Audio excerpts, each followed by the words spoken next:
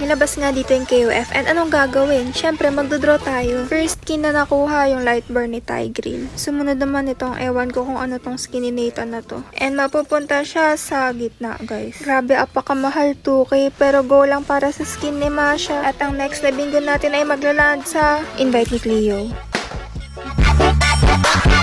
De joke, andun siya sa left. Sige, isa pang draw para maubos yung dials mo, be. Mas bet ko guys, pag wala ko nakuha ang skin para may discount. Doon naman siya sa taas. Bakit di mo pa diniretso? Hindi, ito na talaga guys. Feeling ko magbibingo na ako dito. 10. Tumigil ka na doon. Awit na yun. Ito na talaga last promise. Mapupunta na yan guys dito sa bottom left or right. Ano to monto? Naglolokohan na lang ba tayo dito? Kahit saan mapunta yung next draw ko, magbibingo na yan Guys, no choice. 10k tuloy yung nagastos ko. Basta si Masha or si Valier lang yung ibigay, okay na ako. Fatal Fury. Ay, shoot! Grabe na, sobrang pogi naman.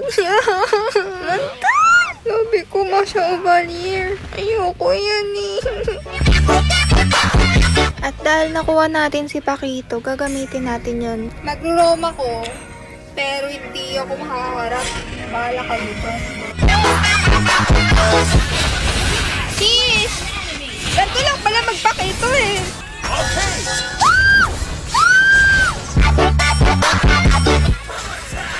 Pakahirap naman. Dapat pala, hindi pwede yung second first. Okay, gets ko na. Hindi ko gets, guys. Call mamaya. Sana. Nakakainis pakaingin naman ng beksana na ito.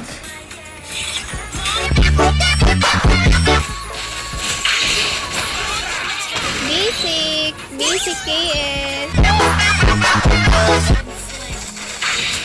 Wow, ang galing mo naman. Grabe.